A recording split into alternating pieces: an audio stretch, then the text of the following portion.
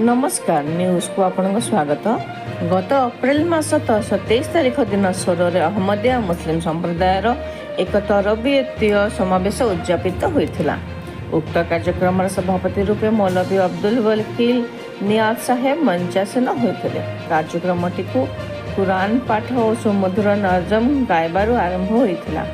सर्वप्रथमे मौलवी सैयद कलीमुद्दीन साहेब प्रवचन देते। द्वितीय वक्ता रूपे मौलवी शेख मुजाहिद अहमद शास्त्री वक्तव्य रखिते। शेष सभापति महोदय निजर उद्बोधन देते। अवशिष्ट नीरव प्रार्थना सहित जलसा समाप्त होता।